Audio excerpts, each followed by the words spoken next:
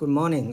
This is Dr. Tantia Chai speaking to you all from Sunday School in First Baptist Church in Dayton, Tennessee, United States of America.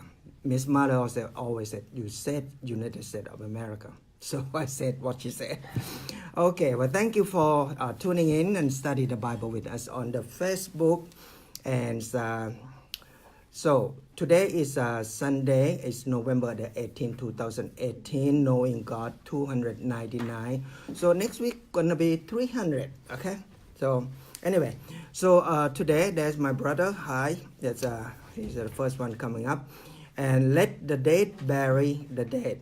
It sounds odd. This is a word. This section to me is a very personal. It says to me it has a lot of impact on my life. Matthew chapter 8, 18 to 22.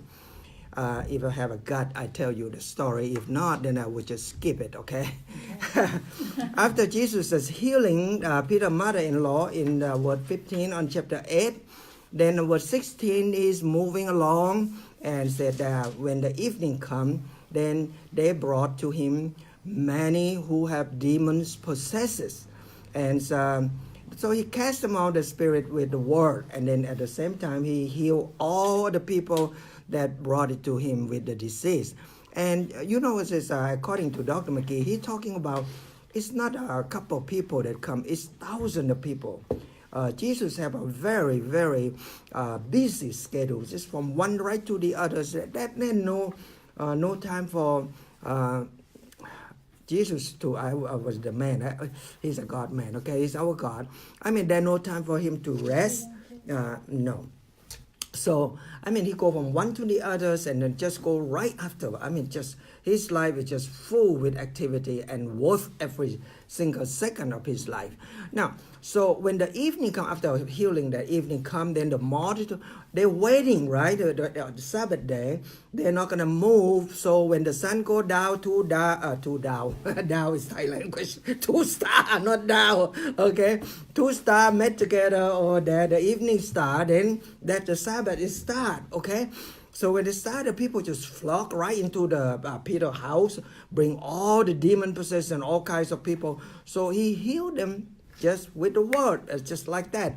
So all these miracles that Jesus, Matthew recording in the book there is just, hello Goff, that he joined with to your group. Goff want to get in the group, I said. So anyway, he can see on the Facebook now. So this is a recording is to offer the proof that Jesus is the Messiah, and then at the same time, how you do that? Hang on, I don't know what to do with this thing here. Okay. So it's just the thing that I just cut it off. Dear me. You may not cut off. Yeah, let me recall him there. There we go. Now, so all of these miracles to prove that Jesus is the Messiah, and the people that may believe in Jesus Christ and become his follower. That is the main key thing, is to say that he is the Messiah. So John himself is substantiated this fact. He's reaffirmed that as he wrote that the fact that in John chapter 20, word 30 to word 31, this is the key word of the Gospel of John. This is the heart of it. Okay, the purpose of writing is this word. John said on word 30, he said, therefore many other signs that Jesus will perform in the presence of the disciple, which are not written in this book. If we're going to write in the book, the whole world cannot contain, right? So he said, but these have been written so that you may believe that Jesus is the Christ. He is the Son of God. And that believing, you may have life in his name. That's the purpose of John the Gospel. But that is the thing that is what Matthew said, that he writing all the miracles, so to prove that he is the Messiah. Okay? So The miracle that Jesus Christ performed is exciting. It's of course exciting. People can see it, right? When you see it, everybody exciting and multitude just go wild. I mean, you see that rock music, there how many thousand people, they go crazy with all these people. What about Jesus? If he come in town, man, I mean, the whole town gonna go wild. And then so what they do, they try to intend that to just make him a king, okay, by force. And he know about that, and to get out from the Roman control. However, God have his own plan, and Jesus is not going to walk into what people want him to do. So that brings us today to the text that's Matthew chapter 8:18. Said, now when Jesus saw the crowd and around him just gathered over there, and he gave the order, there's too many of them. So he tell the disciples, just go, let us go to the other side of the Sea of Galilee. Okay, so now when he saw the crowd, he commanded, well, go. No, then Jesus did not. I mean, he not follow the crowd, because he know the crowd is what is in them. You know that, as John said in chapter 2, verse 23 to 25, said, now that when Jesus was in Jerusalem at the Passover and during the feast, and many believed in his name and observed the sign which he was doing. You know, because of the sign, they believe it. That you remember what when Jesus said to Thomas, he said, you see the sign, you see me. I told you to put your hand in my scar, and then you believe. But blessed are those that did never see me, but yet believe. That us, we are blessed more than that. Okay, so we are a fortunate guy, and Jesus bless us more. So said they observe, they see the sign, and then believe, and then but Jesus in his part, he not entrust himself to them, for he knew all men. He know what inside of the man. What do you believe? He know exactly. Even us today, are we really believe what we believe? And that is a thing that I think we have to be careful. Each day you have to examine your own motive. What are you doing? Why are you doing? Why are you coming to the class? Why are you listening to the teaching? Why am I doing it? I do it so you guys can say, Sid, it's wonderful. Really, I don't care. You can say what you wanted to, but God knows my motivation, and he the one that's going to judge me. So the rest of the people, they can say whatever they want. It don't matter to me, because we all going to die one day. We're going to meet God. He the one that's going to say what you do. And because he didn't need any man to testify concerning man, and he himself know what is in man. What is in man? Come, make me smile. What is in man? Wickedness. Yes, the heart of man is wicked than all else. Woo! Now that hurt. I mean, just face it. Our heart is not always pure, right? There's a time there, man, I cuss you off right into my heart while I'm reading the Bible. That is not good. Okay, so anyway, now come to word 19. You want to go to the other side now. It says, God has just shared the very video over there, God on there too. So, in word 19 said, and then, you know what? Jesus just want to step into the boat, and then the scribe coming in just chased after Jesus Christ and said, teacher, wait for me. He said, wait for me. Said, I will follow you wherever you go.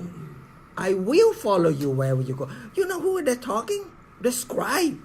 The scribe called the teacher. The scribe called the teacher, okay? The scribe know everything about the Bible. They are a learner. They called Jesus teacher. Now, teacher is not teacher like today. We're not really what you call respect the teacher like the old day. Teacher is someone that's special. Without teacher, you are not here today. Without my great teacher, the first grade, second grade, that loved me so much, spanked me so many times, I'm not here today. If no teacher from the high school and medical school and all of these training, I'm not here today. Teacher is a high. Is someone that's special. Okay, so that we need put teacher in the high regard. Okay, the teacher that listen to me, you guys are good. Okay, so this is well, the teacher here is come from the word rabbi. Okay, that Hebrew rabbi. When they remember that they call the Mary called Jesus when they see Jesus turn around and say, "Whoa, Rabbani!" I said, that rabbi, that teacher. Okay, that's it. So he acknowledged Jesus as the one who can instruct him, who is the scribe. Whoa. He is the teacher himself. I mean, the teacher of the law. And then he wants Jesus to teaching him. Is that something? So to him, Jesus is a greater teacher that to whom he ever heard and ever seen. So that's why he wants to be instructed by Jesus. Now, listen to what William Barclay said. I love William Barclay. He's a great writer. Okay, so he said this. It was indeed the miracle that the scribe should give Jesus that title and then should wish to follow him. As a matter of fact, Jesus stood. This is really, he didn't realize what the foundation that Jesus stood for. Okay, he want to be Jesus' student. Do you really know what is behind that? Jesus stood for the destruction and the end of the narrow legalistic of that the scribe religious built on. You know that? He comes just to destroy them. They are legalistic, but Jesus is not.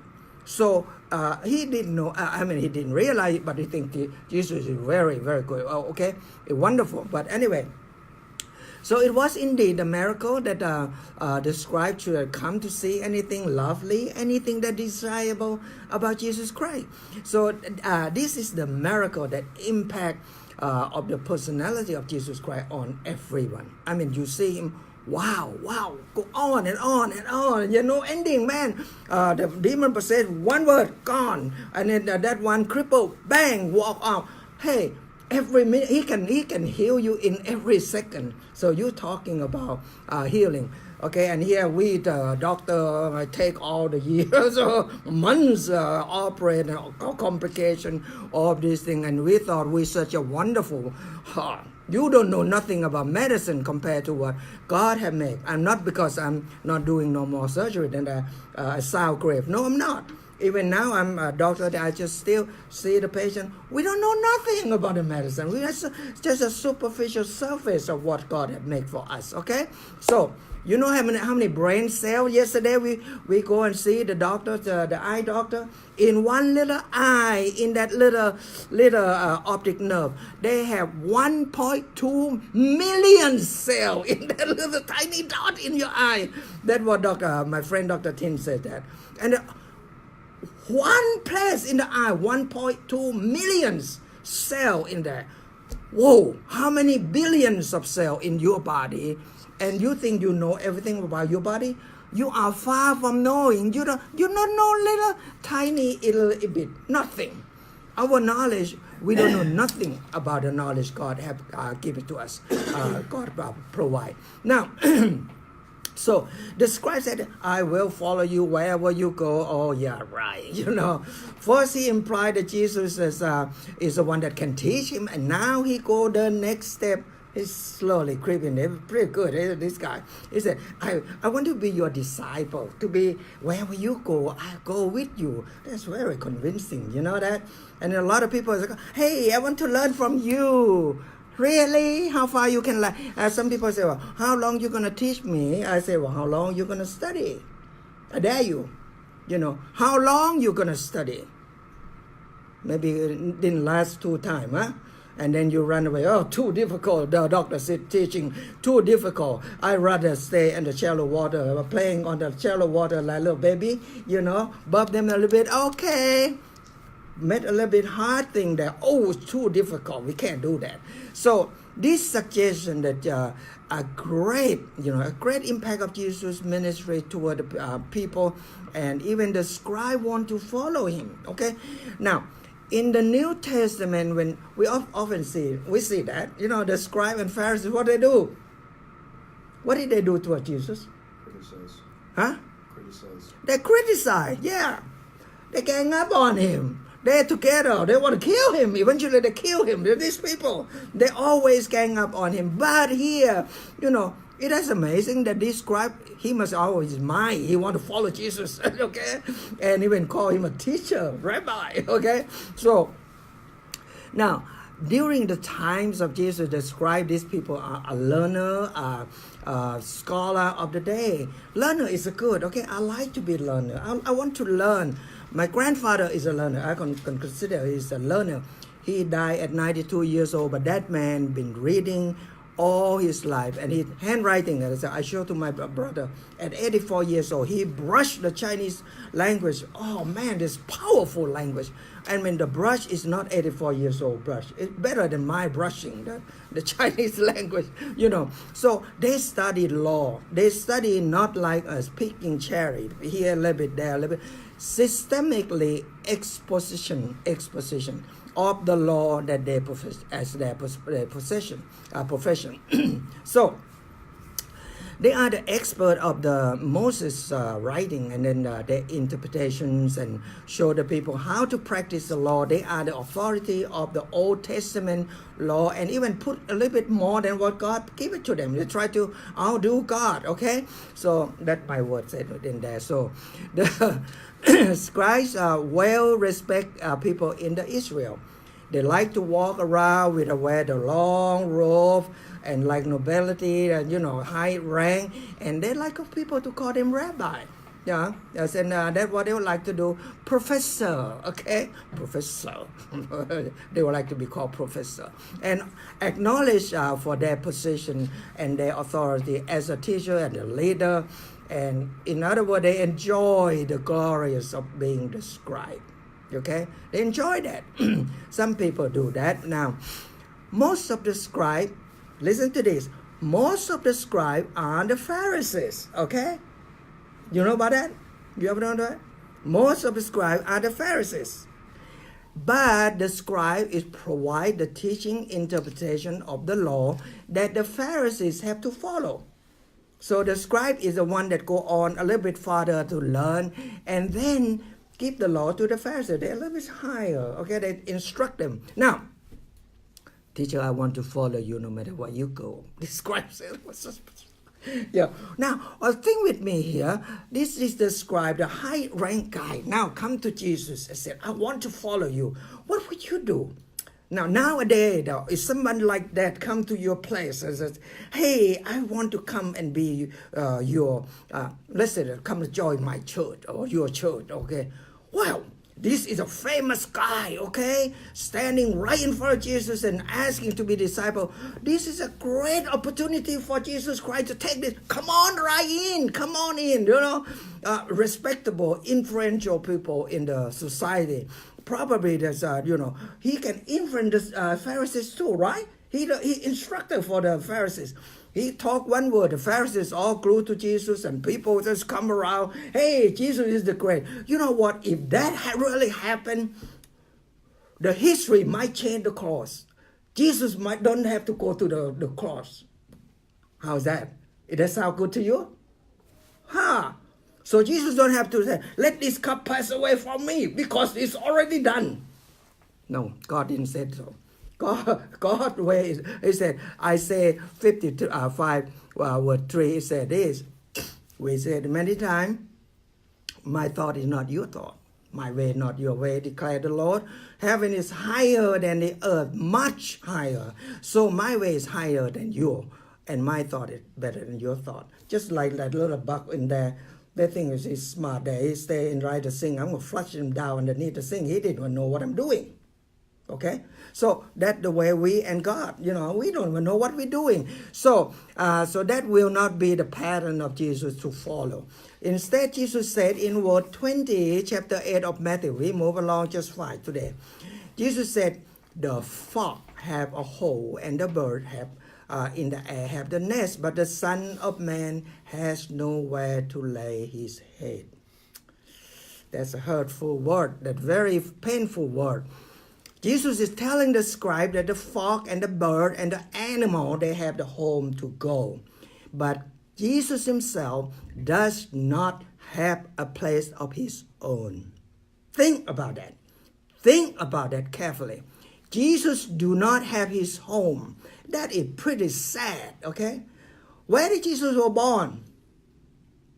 Come on. Bethlehem. In the what? Bethlehem. Then Bethlehem. Where did he born? In the barn. In the barn, where they feed the cow. In the manger. In the little, what you call, they feed the cow with a hay on. That's where he was born. We have no place for you. This place is full. You are not welcome here. Where did he die? Where did he die? Golgotha. On the cross. Where did he bury? In the cave. Of who? A rich man, Joseph of Arimathea. Joseph Arimathea. Is that his tomb? Borrowed tomb. No, he borrowed tomb. Is that one to make you cry? Your God have no place to lay his body, to lay his head, to lay his dead body. Think about that. Think about the preacher today. Think about those leaders of the religious today. They live in the mansion. They live in a big house. They have a wall around their house. They have millions and millions of dollars in their bank. Are they really follow the footsteps of Jesus Christ? Tell me. No? You all shake your head, right? I don't No. think that's for us to judge. Huh? I don't think that's necessarily for us to judge. Well, I'm not judge. Is that the fact? I'm not judge nobody. Jesus have no place to go. He walk wherever he go. His feet need to be washed. But look at these people. They jet around the world with a private jet. And they have millions and millions of dollars in their bank. That didn't seem like Jesus to me. I don't know. Maybe I'm wrong. Maybe you're right. Okay, and you have the don't be ashamed to just say it.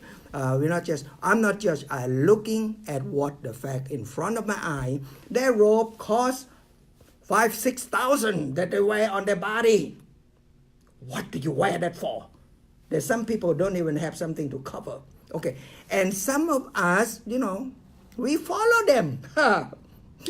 What are you doing? So if you don't have a home, you have nothing. Jesus telling the scribe that if he become his follower, he would have nothing too. That, in other words, what Jesus said. So this scribe would understand. He would understand when one become the disciple of the teacher, he would become just like a teacher. Most of the time, you watching those that if you follow somebody, you're going to be just like that person. You're going to be just like the person that lead you to Jesus Christ. You're going to be like person that teaching you. You listen to them long enough, you're going to be just like them. And that means that if you become a follower of Jesus Christ, you would be abandon everything that you had. So if it is as if Jesus said to them, before you follow me, you think before what are you doing before you make a move? Count your cost. Don't try to do a big thing and then you can't afford it. You're falling apart, okay? That's what he tried to do. It is important to realize that Jesus does not try to make it easy to become his follower. But he does not minimize the cost, okay? He not minimize the cost.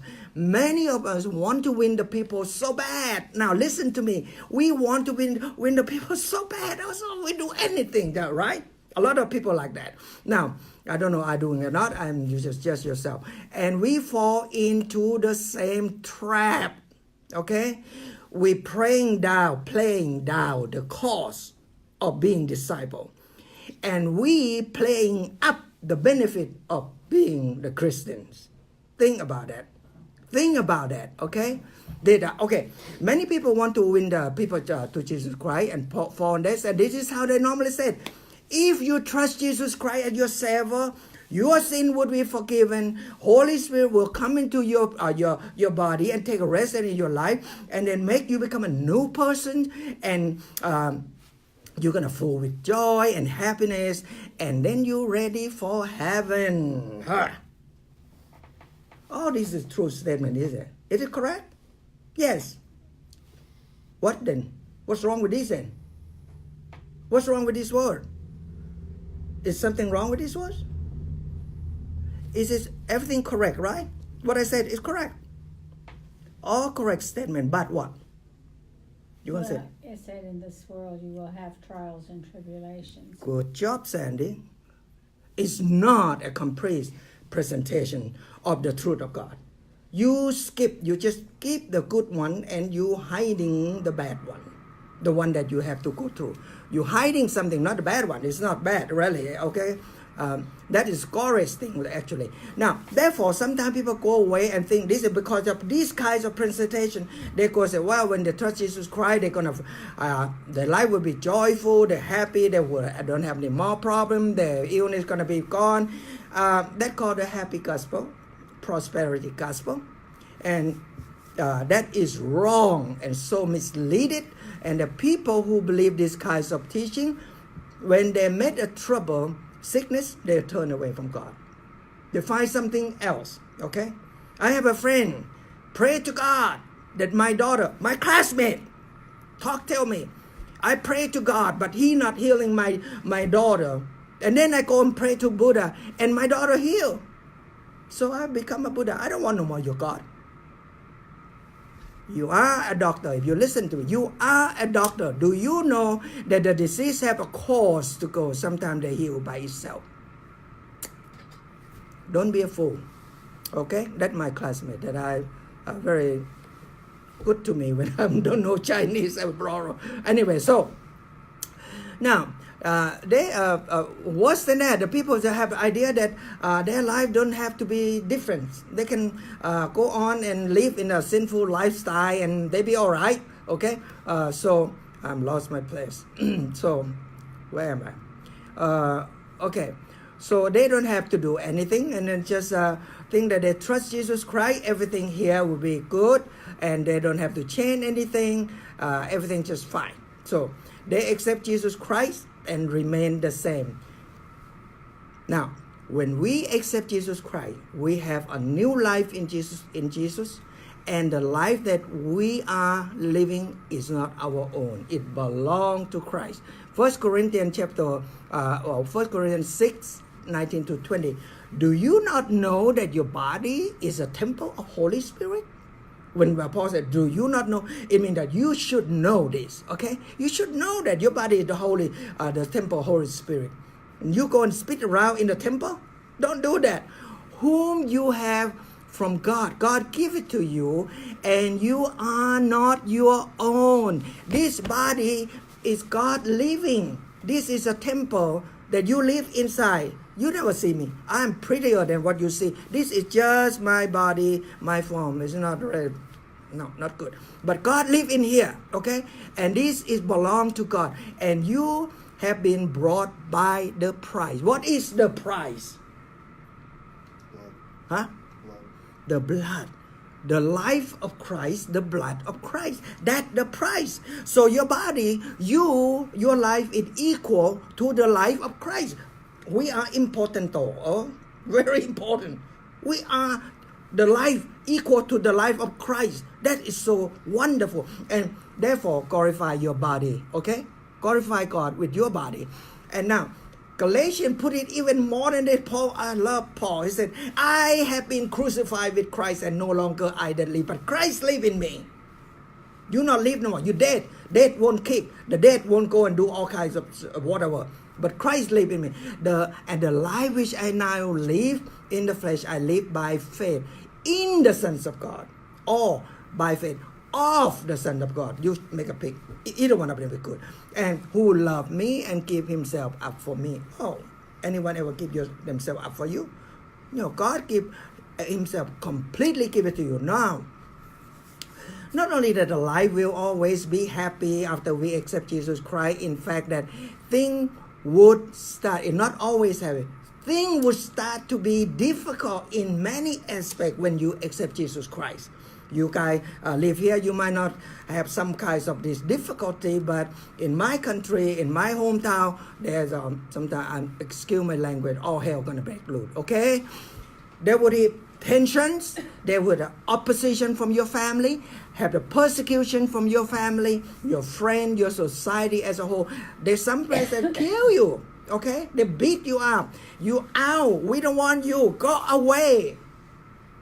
My aunt said, my relative said to my aunt, go away. We don't want you.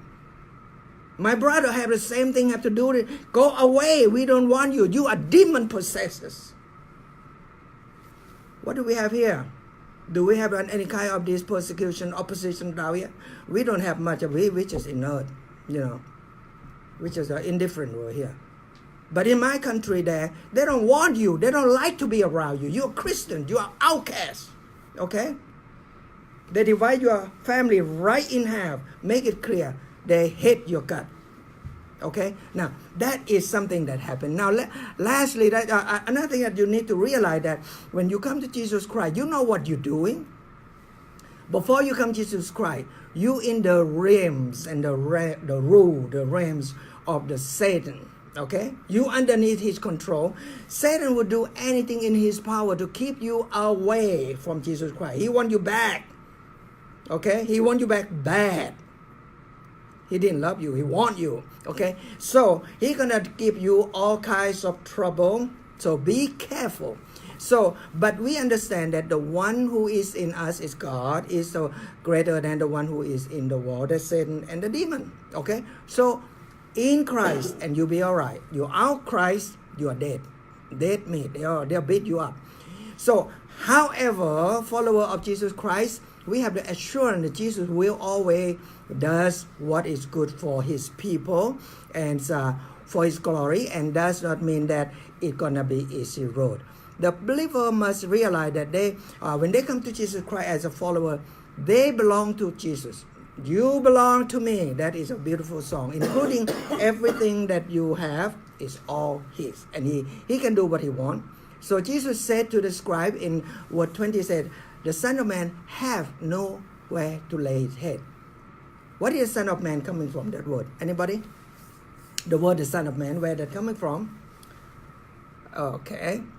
This word have been mentioned 81 times in the gospel, and Jesus himself, he said about himself, or somebody said it. Now, it is the name that stress the humanity of Jesus Christ, the name that identify him with the mankind, and it is stressed the fact that he is the Messiah, the Son of God, and the King of the Israel. It comes from Daniel chapter 7, okay?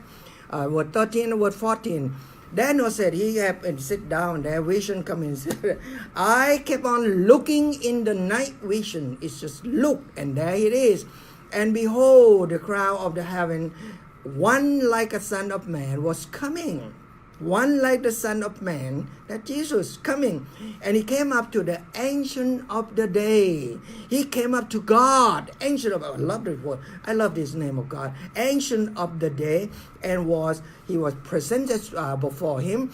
And to him was given the dominion, glory, and the kingdom, and all the people, the nation, and man, every language might serve him. His dominion is an everlasting dominion and will not pass away, and his kingdom is one which not been destroyed. Okay? That Jesus Christ in the future. Every kingdom have been destroyed. Babylonian, Media, Persia, Greek, Rome, almost nothing left. So, but his it will not. The scribe to whom Jesus is talking, he is expert, right? So immediately when he said the Son of Man, he knows exactly who is this. He knows this is the Messiah. So when the scribe come to Jesus and said, I want to follow you, Jesus said, do you consider your cost? What you're going to have to pay to follow me? Yes, there is a cost to follow Jesus Christ. But there is a tremendous cost that if you are not follow Jesus Christ. What is that tremendous cost that's going to cost you if you not follow Jesus Christ? One word. Hell. Yes. Nobody want to go to hell. You can call whatever you want to. There's no Jesus that way. So, where else that the forgiveness can be obtained? Where else that the cleansing, salvation, and hope for eternity can be found?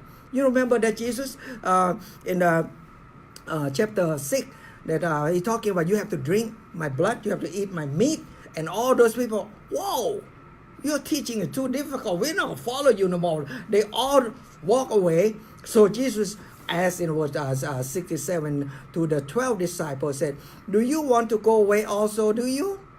And Simon Peter said, Lord, said, to whom shall we go? You have the word of eternal life. That's a good word. Okay? Okay, William Barclay said this. Again, I love his word. And Jesus did not want the follower who swept away by the moment of emotional excitement. We have too many of emotional excitement in the church. When they talk about Jesus, a revival, there hundreds of people, 300, 400, oh, we accept Christ. And you know what? When the time is come, the people that really want to study the Bible that year have one person come sign up. They accept Jesus Christ. The whole wall fill up with the name of the people. That is swept away by the moment of excitement, emotional excitement, and quickly bless, like fire, and disappear, just like that. He does not want the people to carry away by the tide of their just feeling. Quickly, they just like a tide or a big wave, and then suddenly disappear. He want a man who know what he was doing and what is he doing now. That's what he want. So he talk about the cross. Okay, it's Matthew 10:38 said that he who does not carry his cross and follow me do not worthy of me. He talk about what is the dearest relationship of all. He said, if anyone come to me does not hate his father, his mother, his wife, his children, his brother and sister, you are not worthy of me. I am come first. That's what he talk. And he talk about giving away everything for poor. You remember the rich young ruler? Oh, he said, teacher, what can I do to have eternal life? He said, well, did you keep all 10 commandments? He said, yes, I did. I don't kill, I don't steal, I don't commit adultery. I honor my father, my mother. He said, one thing you miss. He said, if you want to be complete, go and sell everything and give to the poor, and then you will have treasure in heaven. Then come and follow me. He said, no, I can't do it. He leave. So he gone. Jesus loved him, but he's not going to stop you. So Jesus was always saying that, said, I know your heart running out to me, and do you really have enough love to love me and to follow me? You really? That they ask you. John said this. John 21:15 said, so when they have finished in breakfast, the last chapter, right? They go fishing and Jesus on the shore. Have a breakfast ready for all of them, and then they eat, and then Jesus asked, Simon, the son of John, do you love me more than this? This, do you love me more than this? What this? No, there's a time that Jesus is going to ask you, do you love me more than this? You will know what is this. I don't know. You will know when he asks you, what is this, for example. One time I said, oh Lord, I'm just sit down. I just loved you so much. And he said, do you love me more than this? I said, this what? He said, on the table. I said, there's nothing on the table but cigarette. He said, that's what it is. Do you love me more than that cigarette? I said, you kidding me. You are God and that's cigarette. He said, that's exactly what I'm asking you. Do you love me more than this? And I said, no, I don't. I love cigarette more than you. I can't stop it. You want to stop, you stop. Now, when God asks you that, it will give a chill on your bone, okay? No one ever can say that they follow Jesus with a false pretense, okay? So Jesus was uncompromising honest. He not compromise with you. You have to take or leave, okay? We do Jesus a grave disservice when we lead the people to believe that Jesus is a way, is an easy way, and there is no thrill like the way of Jesus. There is no glory like the end of the road with him. Jesus never said that it's easy, but it's glorious, okay? Involving the cross. It would involve the cross. Now, the last two words. Another disciple coming in said, Lord, permit me to go and bury my father first, and I will follow you. Jesus said, follow me, let the dead bury the dead of their own. Whew. That's harsh, rough. The word of disciple means learner, and we said it's being taught by someone. But here it can be anyone that sees Jesus, disciple. But most of the time we're talking about those that really believe in Jesus Christ. In this account, the man referred to the disciple want to go and bury his father. The phrase here can be interpreted two ways. One way is the father is dead. Now he have to go and bury now. And so he can go, and after he bury, then he can go. Another word is to take care of the old father, and when he die, then they can follow. This one, people like this one more. The commentator, most tend to say this. So, after his father died, that the son have to bury the father, he then will follow Jesus Christ. However, no matter what interpretation it is, the point is the same. What Jesus meant the same. What Jesus said is, follow me, let the dead bury the dead. Okay? What Jesus telling the man is that Jesus have to take over the precedent before anything else, even his dead father.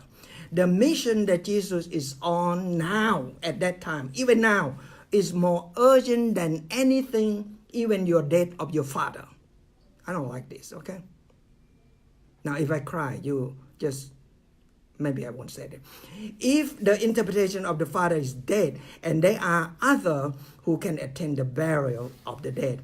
In other words, Jesus tell the man to let the spiritually dead bury the physically dead people.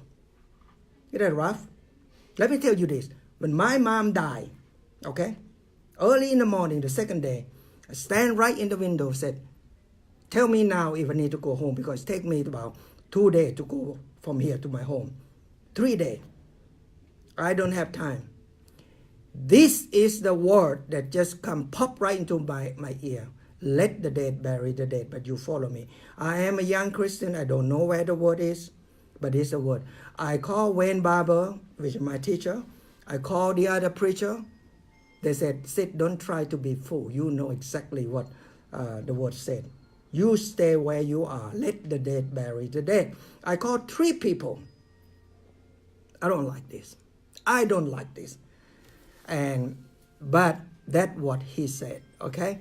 So Jesus is not intended to be harsh and hard, unkind. He is making the point that one who is going to follow Jesus must understand this entail. Okay, according to William Barclay, he said this: the true explanation lay in the way in which Jesus used in the phrase, I have to bury my father, in a way that is still used today in the East. Undoubtedly that the man in the Gospel of Innocent mean that this is what he meant. I will follow you someday when my father is dead, and then I will be free to follow you. That means that he was, in fact, he pulled away from what Jesus tried to say, and for many more years to come, until your father died. Jesus knows the heart of man, and he know it well that if the man did not follow him at that moment, he will never will. Again and again, that there are come the moment of impulse that we have when we are moved. We can move up to the higher thing, but then we didn't want to do it. Again and again, we let them pass away without any action. We let it go. That is a tragedy, okay? It is the tragedy of the life. Is so often the tragedy of the unseized moment. The moment is come, you let it go, you wouldn't grab, it will not come back again. That is a tragedy, okay? Now, we are moved by a really fine action. We move in our heart to do something good. We move to abandon something bad and bad habit. We are moved to say something to some people, to give them the sympathy, to warn them, to encourage them. But the moment has passed, the thing is never done, the evil thing never conquered, the word never spoken. In the best of us, every one of us, we have some certainty of what we call lethargy. You're awake, but you're not awake. You are alive, but you're not alive. You're just dead, okay? That and then inert like this. This cannot, electric cannot pass through this thing. They call inert, the paper, okay? Inert, you have no feeling, you dead, okay? That's what it said. There is a certain habit of procrastination and a certain fear and indecision, okay? So often the moment of the fire impulse never turn into action, into the fact. Jesus saying to this man that you are feeling at the moment that you must get out of the dead society in which you are moved. And you say you will get out when the year have passed and your father died. What he said, get out now or you will never get out, okay? As for those who still not sure about Jesus and never really accept him as their God, and this word is for you. 2 Corinthians 6:2, and then we're done. And he said, God said this, at the acceptable time, I listen to you. And on the day of salvation, I will help you. Behold, now is the acceptable time. Behold, now is the day of salvation. If you push it away, the next minute you might die and the hell be yours. So now, either you do it now or you will never do. May God bless and give us the strength of decision which will save us from the tragedy of unseized moment. Amen. And you have a good day. Thank you for listening. God bless you.